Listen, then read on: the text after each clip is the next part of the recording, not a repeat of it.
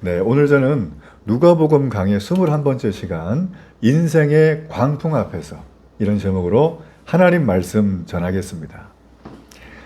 우리가 교회를 다니는 사람을 일컬어서 신앙인이라고 말을 합니다. 여러분, 신앙인이란 예수님을 나의 인생의 주인으로 모신 사람을 말합니다. 이걸 정리하자면 예수님을 믿는 사람은 신앙인, 믿음의 사람은 신앙의 사람라는 거예요. 그래서 교회를 오래 다니시는 분들은 처음 다니시는 분들 예외 없이 누구나 다 관심 있는 주제가 하나 있어요. 나는 어떻게 하면 좋은 믿음을 가질까? 간 믿은 분들은 난 어떻게 하면 믿음을 가질까? 오래 믿으신 분들은 나의 믿음이 흔들리지 않고 얼마나 날마다 굳건해지길 원할까? 그런 믿음에 대한 고민들을 많이 한다라는 것입니다. 만약에 이런 믿음에 대한 관심이 교회를 다니는데도 별로 없다면 우리는 나 자신을 하나님 앞에 내놓고 다시 한번 엎드려 기도해야 돼요. 믿음을 달라고. 그만큼 믿음은 우리에게 한시도 떠날 수 없는 중요한 관심사입니다. 더욱이 오늘날처럼 불투명한 시대를 살고 있는 우리에게는 이 마지막에 나 자신을 붙들 수 있는 유일한 하나의 기준이 필요해요. 그게 바로 성경이 말하는 믿음이라는 것입니다. 하박국은 지금부터 2600년 전에 믿음에 대한 중요한 선언을 했어요. 오직 의인은 믿음으로 말미암아 살리라 라고 했어요. 예수님을 믿고 하나님 앞에 제사함을 받은 사람은 성경에 의하면 누구나 다 예외 없이 의인이라고 말을 하고 있어요. 하나님이 무조건 의롭다고 해주신 특별한 은혜를 받은 사람, 그게 바로 거룩한 백성, 성도라는 것입니다. 그러면 그 사람들은 믿음을 가지고 있으니까 죽어서 천국 가가지고 그 속에서 믿음을 갖고 사는 그것만 국한되는가? 성경을 아무리 뒤져봐도 그것만이라고 말하진 않아요. 그것도 포함한다는 거죠. 정리를 해볼까요? 세상을 살 동안에 믿음이 없이는 살지 못하는 사람이 된 것, 그게 바로 성도예요. 그래서 의인이 믿음으로 말미암아 살리라 이 얘기는 현세에도 믿음 없이는 살 수 없는 사람, 내세에도 믿음 없이는 살 수 없는 특별한 사람이 되었다는 뜻입니다. 여러분은 그런 사람인 줄 믿습니다. 여러분, 그런데요, 성경에는 이런 면도 얘기하지만 다른 면을 얘기를 해요. 사도 바울이라고 하는 유명한 분은 이 믿음에 대해서 얘기를 하면서 굉장히 심각한 하나의 경고를 합니다. 무슨 말을 하느냐? 로마서 말씀에 보면 믿음을 따라 행하지 아니하는 작은 것 하나도 죄다라고 했어요. 풀어볼까요? 우리가 하는 생각들 중에 사소한 것, 무가치해 보이는 것도 믿음에 근거하지 않으면 죄가 될 수 있다는 거예요. 섬뜩한 얘기입니다. 그러니 여러분이 믿음이란 게 신앙인에게 얼마나 중요한지를 몰라요. 그래서 오늘 본문은 신앙인에게 너무나 중요한 이 믿음에 대해서 선명하게 보여주는 본문이에요. 여러분, 믿음에 대한 궁금증이 많죠? 여기 있다 저기 있다 이렇게 하잖아요. 내용이 뭐다? 우리 오늘 본문 말씀을 통해서 우리 주님이 말씀하신 믿음, 제자들이 경험한 믿음, 이것을 나의 믿음으로 경험하기를 축복합니다. 자, 하루는 예수님께서 배를 타고 제자들과 함께 갈릴리 호수에서 이쪽 서쪽에서 동쪽에 있는 거라사 지방으로 가자고 얘기를 하셨어요. 자, 우리 누가복음 8장 23절의 말씀 보세요. 자, 제가 읽어봅니다. 행선할 때 예수께서 잠이 드셨더니 마침 광풍이 호수로 내리침에 배에 물이 가득하게 되어 위태한지라 라고 했습니다. 자, 여기 보면 예수님께서 배를 타고 제자들과 함께 건너가는데 뭐가 지금 불어닥쳤죠? 광풍이 불어닥쳤어요. 여러분, 이 광풍은 이름처럼 미친 해오리 바람이에요. 미친 해오리 바람. 도대체 왜 이 갈릴리 호수에는 광풍이 부는가? 왜 미친 해오리 바람이 부는가? 이거 좀 알아야 되잖아요. 그죠? 이 광풍. 여러분, 사실 이 갈릴리 호수가요, 이름이 호수인데 꽤 커요. 둘레가 53km, 남북으로 21km, 동서로 11km예요. 그러니까 딱 봐가지고 호수인데 끝이 안 보여. 그래서 여러분, 이게 히브리어로 얌이라고 하거든요.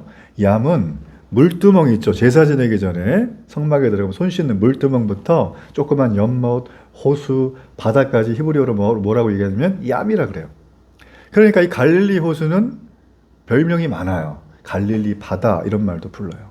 성경의 어떤 곳에 보면 이 갈릴리 호수를 긴네렛, 기네세렛, 디베랴 호수, 이게 다 갈릴리 호수를 통칭하는 거예요. 위치가 이스라엘이 길게 돼 있잖아요. 럭비공처럼 북쪽에 있다. 아래쪽에 뭐가 있어요? 염해, 사해가 있는 거예요. 그러니까 이 갈릴리 호수는 사람이 거기서 물고기를 잡고 생활하는데 부족함이 없는 곳이고 염해는 그게 어려운 곳이잖아요. 그러니까 갈릴리 호수 쪽에 사람들이 굉장히 많이 몰려 살았습니다. 근데 중요한 건 예루살렘이랑 멀어가지고 이 지역은 빈부격차가 심하고 무역의 교충로긴 하지만 세금을 많이 뜯어가고 그뿐만 아니라 거기서 장사하는 사람들이 굉장히 많은 수탈을 하는 그런 동네였어요. 예수님 있던 그 동네가. 예수님 그래서 지금 이 동네에서 지금 배를 타고 건너서 건너편으로 가는 중입니다. 근데 이 갈릴리 호수가요, 지중해 바다를 이스라엘이 끼고 있잖아요. 그럼 지중해보다 해수면 아래에 있어요. 이게 어느 정도 아래에 있냐면 212m. 상당히 낮아요. 그뿐만 아니라 이 갈릴리 바다는 수심이 평균 한 25m가 돼요. 뭔 놈의 호수가 이렇게 깊어요. 더 깊은 데는 45m 이상입니다. 그래가지고 아주 그냥 뭐 거기는 굉장히 깊은 바다죠. 그뿐 아니라 바로 북쪽에 그 갈릴리 호수 북쪽에 만년설이 1년 내내 있는 헐몬산이라고 있습니다. 헤르몬산이라고 하는. 이 산이 상당히 높아요. 근데 이 산을 타고 조금 내려오면 골란 고원이 나와요. 참 곤란한 고원이 나옵니다. 이 곤란한 고원하고 이 갈릴리 북쪽에 있는 그 벽이랑 이 고도차가 굉장히 많이 나는데 무려 수직 암벽이 1.2km. 엄청납니다. 그래서 바람이 한번 헬몬산에 불잖아요. 그러면 바람이 촥 차가운 바람이 휙 해가지고 내려오면서 그냥 급강하를 하는 거죠. 마치 제트기가 내려오듯이 쫙 내려와가지고 갈릴리 호수를 쫙 치면은 갈릴리 호수가 연중 좀 따뜻한 편이거든요. 그러면 차가운 거 따뜻한 거 만나면 어떻게 될까요? 자연현상이 태풍이 부는 거예요. 이 태풍이 막 일어날 뿐만 아니라 집채만한 파도가 그냥 일어나는 거죠. 뭐 거기 기상학자들의 얘기에 의하면 대략 한 5m 이상의 파도가 칠 때가 있다고 합니다. 그러면 그 당시에 물 위에 떠 있었던 배들은 그냥 5m 파도만 그냥 다 삼켜지는 거죠. 그런 위험한 상황이라는 것입니다. 예수님이 제자들과 함께 이런 것들 모르셨는지 아셨는지는 알 수 없지만 그 건너편으로 건너가다가 광풍을 만나게 되신 장면, 그게 오늘 우리가 읽었던 장면이라는 거예요. 여러분, 우리의 인생도요, 뜻하지 않게 인생에 광풍을 만날 때가 있습니다. 잘하던 사업이 광풍이 불어와서 부도 위기에 빠질 수가 있습니다. 건강하게 살던 사람이 어느 날 우리의 몸이 망가지기 시작하면서 건강에 광풍이 불 때가 있습니다. 그래서 아까 제가 인사했잖아요. 살맛이 납니다. 밥맛이 납니다. 이거 제일 중요한 거예요. 그리고 행복하던 가정이 사고라는 광풍이 불어서 침몰의 위기 가운데 빠지는 경우들이 우리 주변에 허다하게 많습니다. 안정된 직장, 광풍이 불어오면 쑥 날아가는 거예요. 제가 주중에도 어떤 간증을 들었는데 직장 생활을 정말 잘하는 분인데 직장에 부도가 났어요. 애가 셋이에요. 어떻게 할 겁니까 이거를. 막노동하러 나가시더라고요. 옛날에 그분이. 뿐만 아니라 좋았던 인간관계에 광풍이 불면 여지없이 문제가 생기는 거예요. 어느 날 갑자기 인생의 항로에 예기치 않았던 광풍이 몰아칠 때가 우리에게 있다 없다? 있습니다. 여기서 설교하는 제게도 있었어요.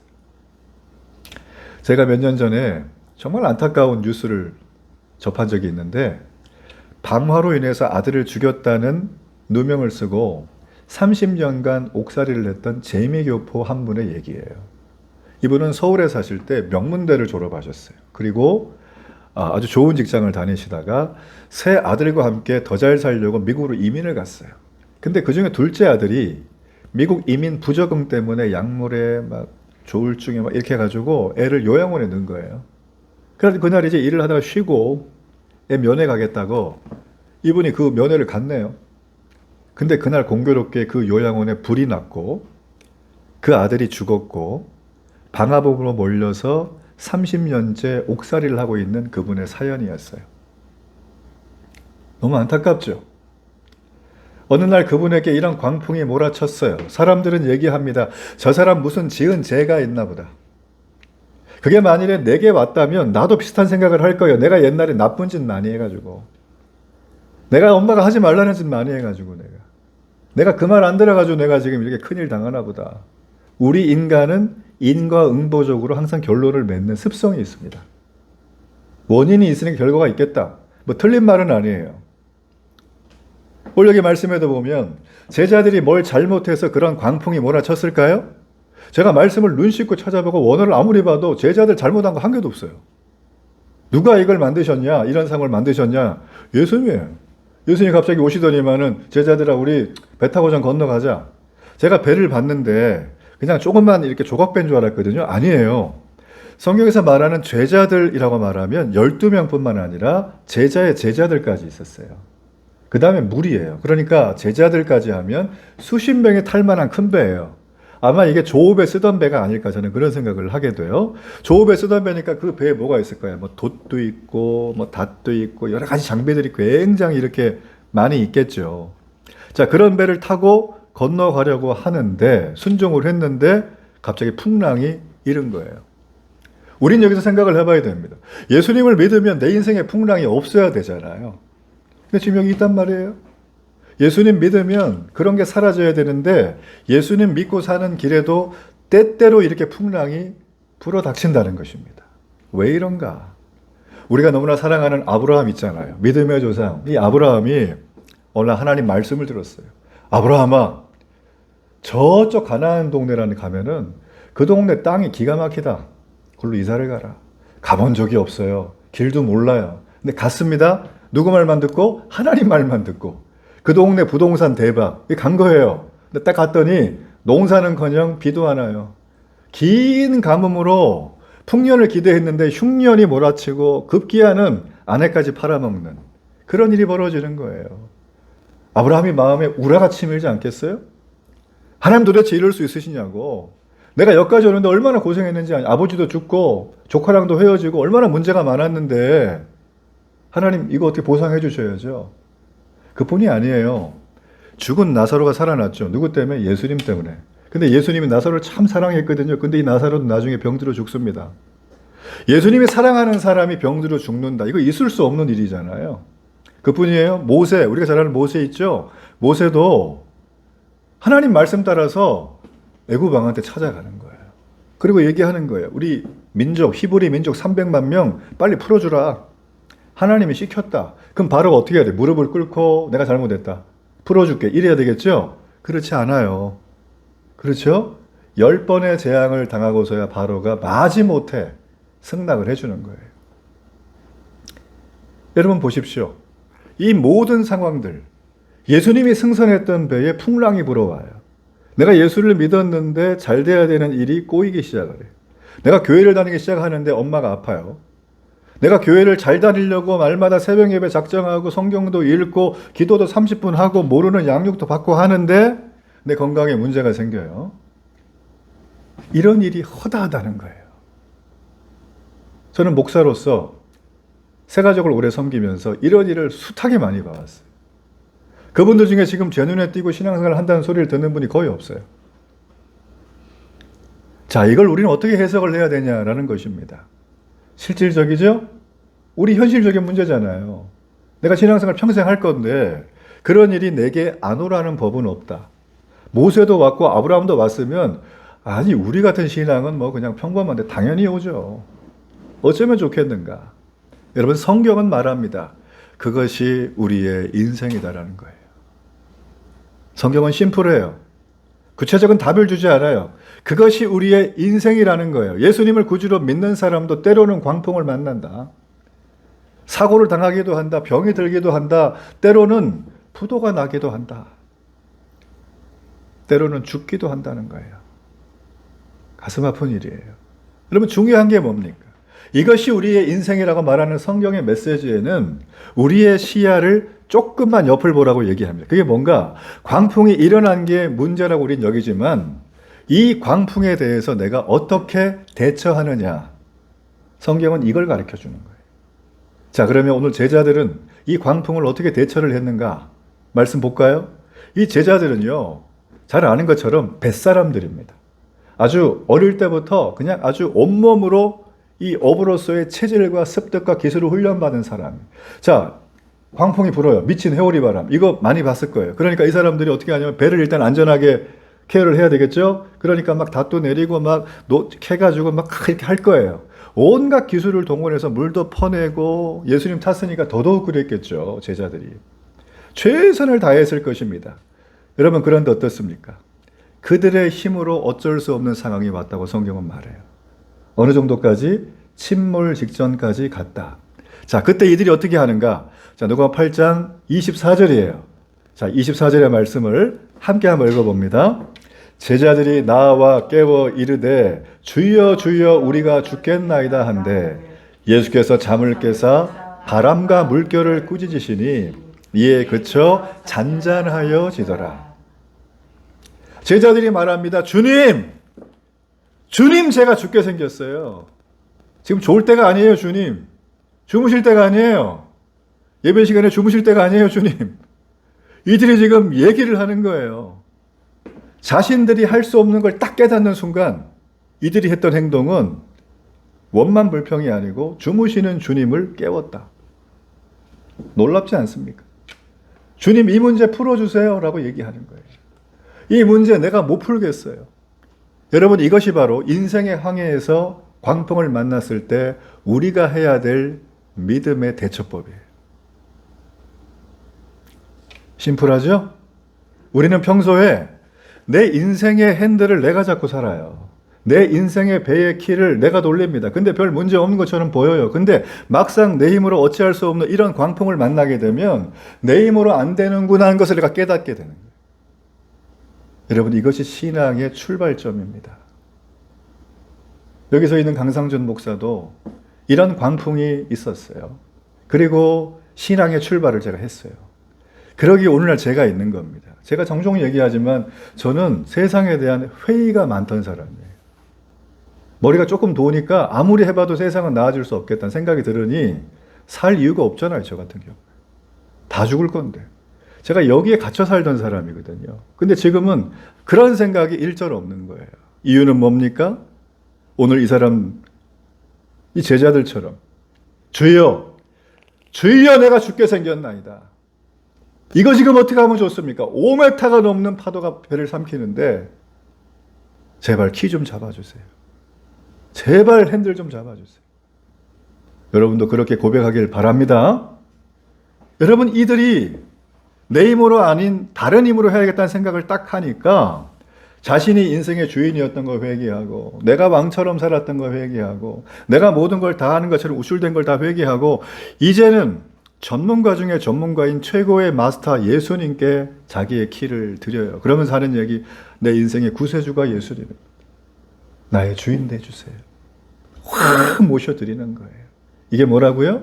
신앙의 출발이라. 우리가 비타민 C 박사라고 부르는 아주 유명한 이왕재 서울대 교수님이 계십니다. 제가 이분의 이 간증집을 좀 보니까 너무 흥미롭고 감동이 돼요. 이분이 원래 이제 어릴 때부터 모태신앙인데 교회를 다니는데 부모님 따라서 한 40여 년이면 교사도 하고, 야, 성경 읽어 그러면 창세기 읽다가 이게 뭔 얘기야 그러면서 그냥 지나가고, 그냥 교회에서 하는 건 조금씩 했는데 뭐 이렇게 마음에 그냥 큰 감흥이 있어가지고 신앙생활 한 건 아니에요. 그러니까 문화적으로 어떤 종교인처럼 다니신 거예요. 근데 이분이 결혼을 했는데 9년 동안 애가 없어요.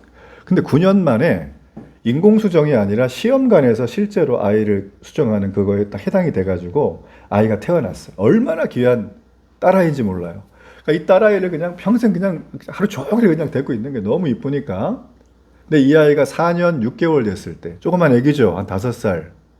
그만 교통사고가 났는데 죽음의 위기에 처하는 사고였어요. 큰 차가 이 조그만 애를 밟고 지나가 버렸어요. 온몸을 쫙 이렇게. 다 죽었다고 생각했어요. 이 아이가 중환자실에 들어갔고 부모는 망연자실한데 이 이왕재 교수님이 젊은 의사잖아요. 야, 하나님 앞에 달려갔어요. 무릎을 꿇고 통곡을 하면서 하나님께 기도를 하는 거예요. 내가 의사 되는 건 내 열심히 공부해서 똑똑해서 됐는데 이건 내 힘으로 안 돼요, 하나님. 그러면서 회개하고 원망하고 엎드리고 울고 밤새 그러신 거예요, 이분이. 40여 년 살면서 자기가 그때만큼 간절히 기도해 본 적이 없다는 거예요. 내가 의사인데 내 사랑하는 딸아이, 얘를 고칠 수가 없는 거예요. 내가 의사인데. 의사는 사람 고치는 사람이잖아요. 얼마나 절망이 오든지. 자기가 어찌할 수 없는 광풍이 오니까 의사인 자신이 아무것도 아니더라는 거예요. 내 가지고 있는 인맥, 돈 아무 필요가 없더래요. 이건 그저 기적을 바랄 수밖에 없는 상황. 그래서 크리스찬 동료 교수들이 함께 기도해주고 서울대 의대 그 기독 동문들이 다 모여가지고 함께 기도해주고 막 간절히 부르짖었습니다. 그런데 방사선과에 있는 교수가 촬영을 하더니 이런 얘기를 해주는 거예요. 이 아이가 지금 죽어야 되는데 살아있는 건 기적 같다. 왜 그러냐 그랬더니 이 간장 있잖아요. 간장이 이미 다 끝났대요.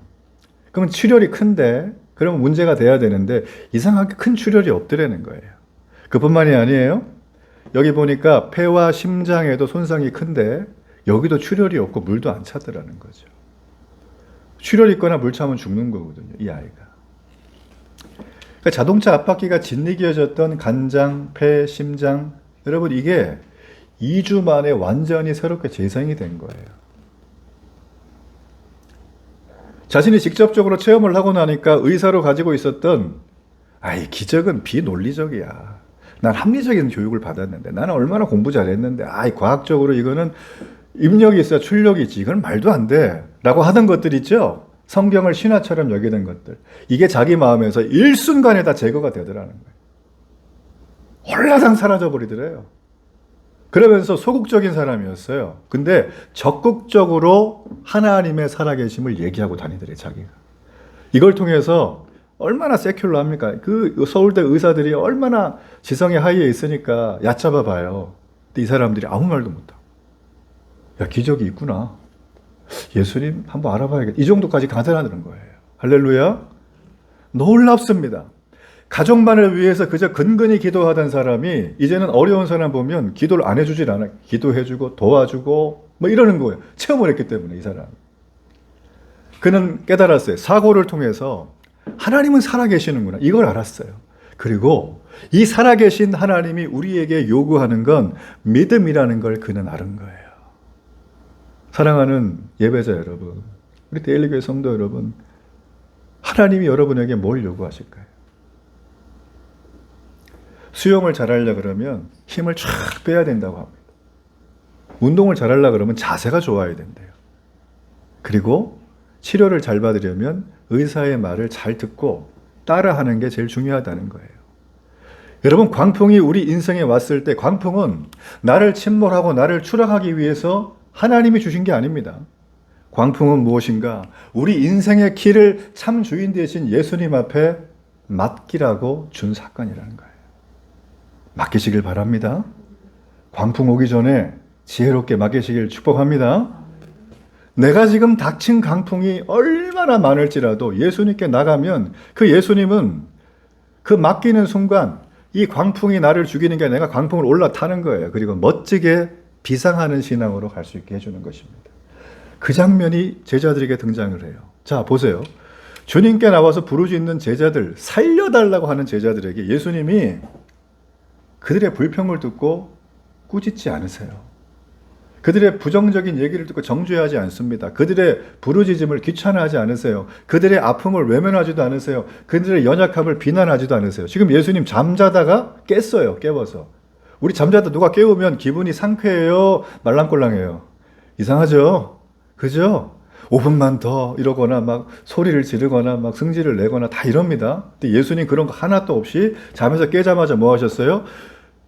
이 광풍의 핵심인 이 태풍, 일렁이는 파도에게 꾸짖어요. 어떻게 해요? 잠잠하라. 고요하라. 예수님이 개입하시는 순간이에요. 여러분, 우리 인생에 광풍이 왔는데 우리 주님께 아무리 얘기해도 침묵하는 것처럼 보일 때가 있죠. 주님은 침묵하지 않아요. 내게 광풍이 왔을 때 주님이 주무시는 것처럼 보이지만 주님은 외면하는 주님이 아니세요. 주님이 직접 개입하시면 우리 능력의 한계를 순식간에 뛰어넘는 거예요. 이걸 성경은 기적이라고 말하는 거예요. 기적을 믿으십니까? 저는 100%, 200%, 1000% 믿습니다. 저는 믿어요. 믿기를 바랍니다. 천지 만물을 만드신 하나님이 직접 개입을 하면 홍해가 갈라지는 거예요.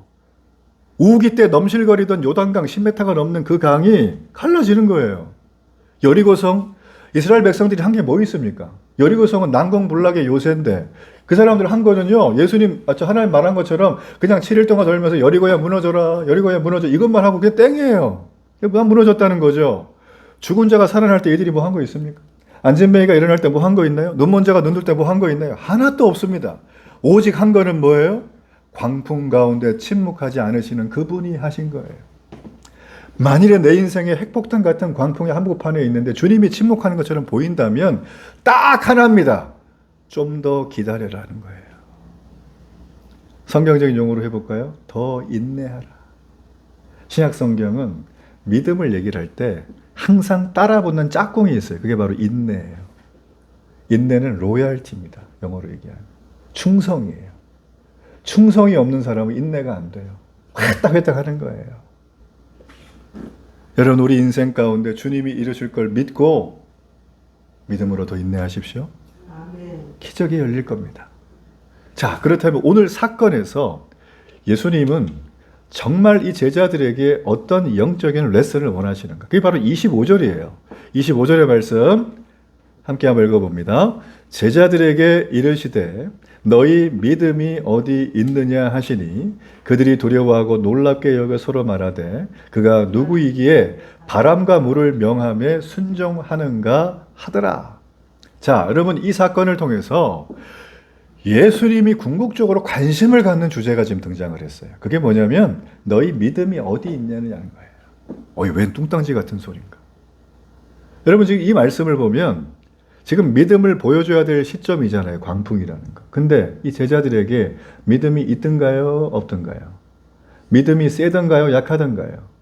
믿음이 없다고까지 말하진 않고 믿음이 약하다는 걸 보여주는 거예요. 제자들이 믿음이 약해요. 근데 이 제자들은 믿음이 약해서는 안 되거든요. 이유가 뭐냐면 배 타기 전에 가버나움에서 여기가 예수님의 북쪽 지역의 미션 본부예요. 완전히 그냥 여기는 뭐 예수님의 그냥 아주 핵심적인 근거지인데 얼마나 많은 일이 있었습니까? 베드로의 장모님 열병으로 죽어가는 고쳤죠. 봤죠. 그리고 중풍병자 고쳤습니다. 각색병자 고쳤습니다. 귀신 내쫓았습니다. 물이 변하여 포도주가 되는 기적까지도 본 게 누구들이에요? 지금 이 배에서 광풍에 흔들리고 있는 제자들이에요. 그거 다 봤어요. 직접적으로. 그리고 설명도 다 들었어요. 그러면 우리 같으면 야, 내가 정말 못 볼 걸 본 게 아니라 제대로 봤구나. 나 이제부터 예수님 제대로 믿을래. 이래야 되겠죠? 근데 지금 이분들 하는 얘기가 뭐예요? 예수님이 너희 믿음이 어디 있느냐라고 꾸중하는 게 아니라 안타까워 하시는 거예요. 이들에게는 예수님은 그저 병만 고쳐주는 사람이에요. 이들에게는 예수님이 내게 좋은 일 해주는 분이세요. 때마다 시마다 격려하고 용기 주고 내가 너와 함께 이 정도까지만 얘기해 주길 원하는 것 같아요. 믿음이 없는 게 아니에요, 이분이. 이분들의 믿음은 적다는 거예요, 이게. 믿음이 쥐꼬리만한 거예요. 있는데, 여러분, 우리의 믿음은 어떻습니까? 예수님은 누군가요? 말씀 한마디로 모든 걸 다스리는 전지전능하신 분인데, 이들은 믿지 않고 있어요. 에이, 그런 게 어떻게 돼? 나 구원하신 건 난 믿는데, 어떻게 하나님이 갑자기 막 기상을 바꾸고 막 내 눈앞에서 뭐가 달라지고, 나 이런 건 좀 약간 아직도 아리송해. 이황재 교수님이 그랬다니까요. 근데 그게 가장 소중한 것이 딱 광풍이 오니까 어휴, 제가 잘못했어요. 이렇게 되는 거예요. 여러분, 이들이 이 광풍을 통해서 믿음이 없다는 예수님의 안타까운 반응을 보고 이들이 반응합니다. 어떻게 반응하냐면 이들이 두려워한다 그랬어요. 놀라워한다. 여러분, 무서운 태풍을 보면 두렵죠, 사람. 그 두려우니까 두렵다 이건데 사실은 이 두려움이라는 건 성경 번역의 원어를 보면 경외한다라는 뜻이에요. 하나님을 경외한. 이 경외란 말이 쉽게 설명되는 단어는 아닙니다. 공포 가운데 경외할 수도 있고 두려움 가운데 할 수도 있지만 지금 이들의 경외함은 하나님이 내게 확 와서 믿음을 확 주셔서 내가 하나님 앞에 완전히 믿음으로 세워진 새로운 사람이 됐을 때 오는 두려움이 원래는 경외감이라. 이게 진짜인 거죠. 누군가 나한테 와가지고 협박하고 공갈하고 내일까지 뭐 안 해주면 내가 너의 집안을 갖다 불태우겠다. 마치 그 삼손이 사랑했던 드릴라를 이용해서 삼손 넘어뜨리려고 할 때 블레셋 사람들이 협박을 했잖아요. 그것처럼 협박을 누가 내게 해가지고 내가 무서워가지고 내가 경외하는 척 하는 거하고 내가 감동을 받고 내 인생에 이제는 내가 주님과 함께 한다고 결단을 하고 내 주님 어떤 길도 가겠다고 내가 기쁨으로 따라가는 그런 마음이 생긴 사람이 하는 경외하고는 달라요. 여기 있는 제자들은 그 경외감을 나타낸 것입니다.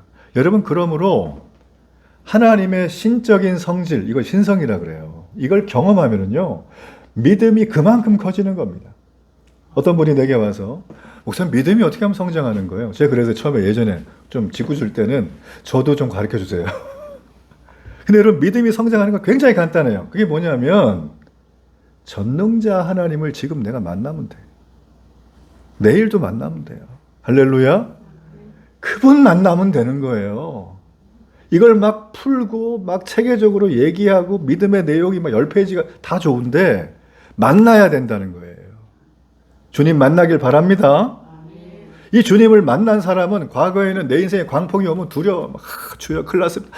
막 이러고 그러면서 하나님의 말씀은 그렇게 귀담아 듣지 않아요. 무서움을 하면서. 근데 주님 만난 사람들은 특징이 하나님을 두려워하기 시작하면서 인생의 광풍은 무시하기 시작하는 거예요. 왔네? 뭐 기다려. 뭐 이렇게. 그렇죠.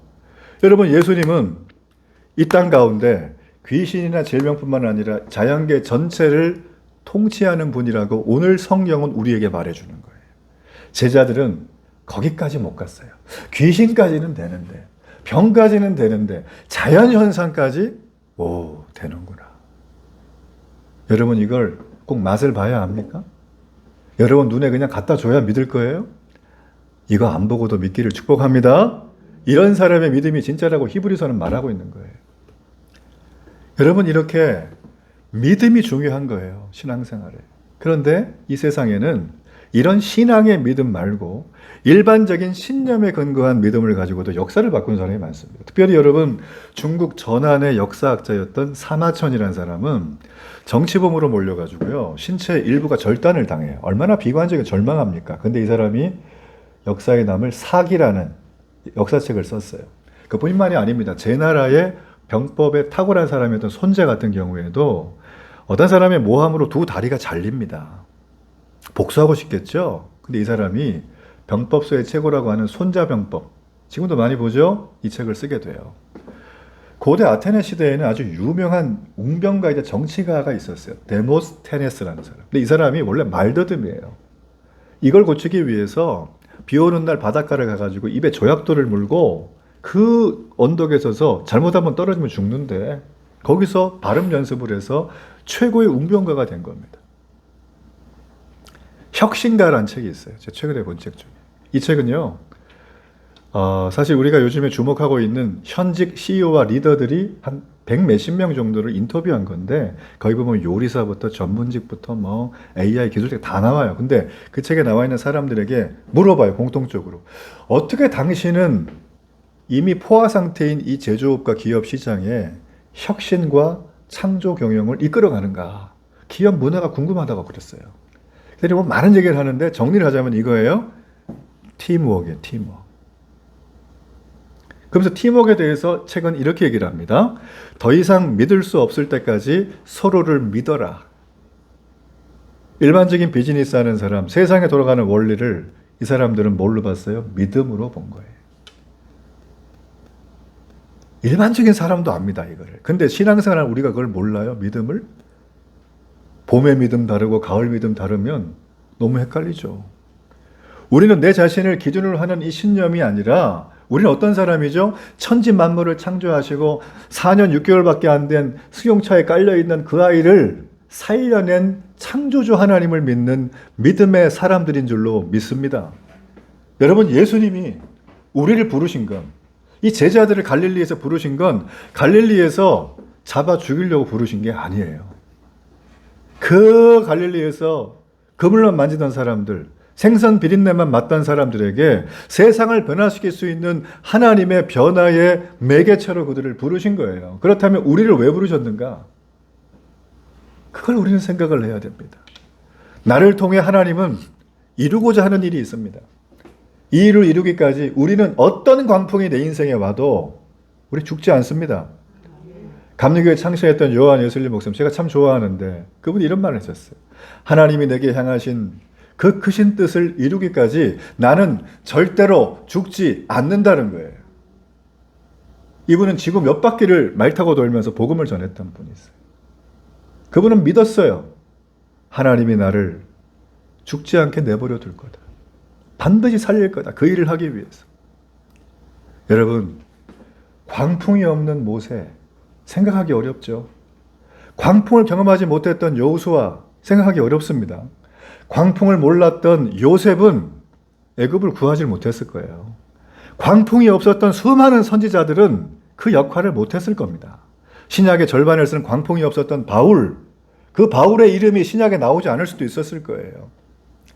그들은 광풍을 통해서 믿음을 더욱 크게 가졌어요. 그리고 믿음으로 광풍을 타고 비상한 줄로 믿습니다. 자, 사랑하는, 예배하는 사랑하는 여러분, 요즘 세상이 어떻습니까? 지금 우리가 처해 있는 세상은 오늘 밤에 어떤 일이 일어날지, 내일 어떤 일이 일어날지, 이번 주에 어떤 일이 전 세계에 벌어질지 예측하기 불가능한 너무나 불안한 세대를 살고 있어요. 그렇죠? 전쟁이 났다가 며칠 만에 끝나고 인명피해가 심하고 그렇잖아요? 지금 미국에는 패키지법 하나가 통과가 됐어요. 그 호불호가 많은 법이긴 한데 이제 그걸 보면서 서민들 힘들겠구나 이 생각은 했어요. 한쪽은 좋을 거예요. 그러니까 이런 것들이 너무나 지금 우리에게 불확실함을 가져다 줍니다. 이렇게 불확실할 때는 사람은 마음에 불안함을 느낄 수밖에 없어요. 그러므로 여러분, 우리가 이런 시대에 붙들 수 있는 유일한 기준은 불안함을 주는 게 아니라 중심을 잡아주는 게 필요하죠. 그게 바로 믿음밖에 없다라는 거예요. 여러분, 그런데 이 믿음은 막연히 신앙 고백을 하는 정도의 믿음이 아닙니다. 막연히 내가 예수님이 나와 함께 동행하셔 이 정도의 감정적인 믿음이 아니에요. 급할 때만 하나님 찾는 믿음이 아닙니다. 이 믿음은 어떤 믿음인가? 내가 근심스러운 일이 있을 때 근심하지 않게 하는 믿음이에요. 내가 공포 가운데 있을 때 두려워하지 않게 하는 믿음이죠. 비겁해지기 쉬울 때 담대하게 하는 믿음이에요. 복잡할 때 지혜롭게 처신할 수 있는 믿음입니다. 자, 이런 믿음은 그냥 내게 오는 게 아니라 평소에 훈련된 믿음이에요. 일상에서 이 믿음으로 살아가는 자들이 누릴 수 있는 특권이에요. 여러분, 이런 믿음이 우리에게 필요합니다. 여러분은 이 대한민국을 믿으십니까? 여러분은 대통령과 정치인들을 믿으십니까? 여러분은 여러분이 뭔가 바라고 의지하는 걸 믿으십니까? 여러분은 우리 대한민국과 함께하는 형제 나라들, 우방 국가들을 믿으십니까? 요즘 열기만 하면 정치얘기니까 외교하고. 누구를 믿으세요? 난 아무것도 안 믿고 나 자신만 믿어요? 믿어보시니까 어떻던가요? 이건 제게 하는 얘기입니다. 제가 믿어봤더니 제게 주는 건 없더라고요. 믿을 게 하나도 없더라고요. 우리 성경은 말합니다. 우리가 믿어야 될 건 오직 우리를 위해서 죽으신 그분, 우리를 위해서 우리가 태어나기도 전에, 우리가 죄인 되기도 전에 우리를 위하여 우리의 모든 죄를 이미 아시고 본인이 죄를 담당하신 그분, 바로 나사렛 예수 그리스도의 십자가의 믿음뿐이라는 거예요. 여러분, 이 십자가의 믿음은 우리가 아무것도 안 해도 우리를 의롭다 합니다. 우리가 주님 모르고 살아도 의롭다 해요. 주님이 날 건질 거기 때문에. 믿어지십니까? 여러분, 그러므로 그분을 믿으세요. 어떻게 믿느냐? 평소에 말씀을 통해 믿는 거예요. 아침 예배, 내가 보는 성경 믿으세요. 그리고 그 말씀이 작은 게 내게 탁 들어오면은 그냥 묵히지 말고 그날 바로 실천을 하는 거예요. 되든 안 되든. 예수님 안에 계시면 그 실천함을 통하여 열매를 겪게 돼요. 열매가 처음엔 작아요. 근데 커집니다. 근데 중요한 건 열매가 안 맺히진 않아요. 뭐 하면? 말씀에 순종을 하면. 그러면 내 마음속에 하나님 주시는 하늘의 비전으로 도전이 되고 큰 꿈을 품고 우리 주님 앞에 거친 풍랑 앞에서도 담대하게 살아갈 수가 있는 것입니다. 말씀의 결론이에요. 우리는 어떤 어려움과 고난이 내게 와도, 어떤 광풍이 불어와도 믿음을 잃지 마십시오. 내게 불어온 광풍을 오히려 믿음으로 타서 이 광풍을 가지고 하늘 높이 비상하는 축복의 한 주가 되길 주의 이름으로 축복합니다.